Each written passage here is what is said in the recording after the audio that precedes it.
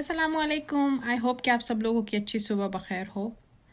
Corona نے ہماری زندگی اجیرن کی ہے، لیکن ان سب سے زیادہ آج کل غریبوں کی زندگی اجیرن ہے کہ 2 لفافے دال اور چاول کے دیکھے جو یہ لوگ 4 تصویریں 5 مرد ارد گرد کھڑے ہو کے تصویریں کھینچتے ہیں، ان پہ تو میری طرف سے 100 لاکھ لعنت.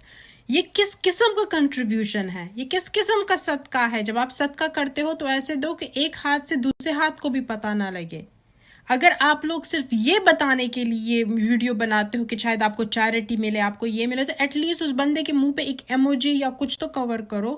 غریب ہے لیکن اس کی اپنی ایک عزت ہے، آپ ان کی عزت کو سر عام بیچ دیتے ہو. اس ایک پیکٹ جو بھی آٹا ہے، دال ہے یا گھی کا ڈبہ ہے، اس پہ آپ ایک غریب کی عزت بیچ دیتے ہو. So just for God's sake, stop it. کو خدا کا واسطہ غریبوں کے ساتھ سیلفی لینا بند کر دو. قسم سے کوئی بھی اچھا نہیں لگتا.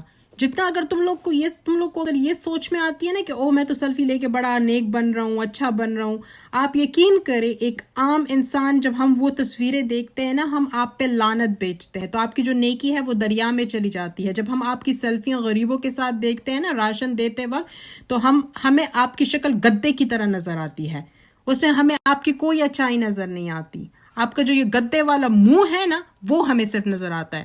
اللہ کرے تم لوگوں پہ تو لکھتی لعنت ہو.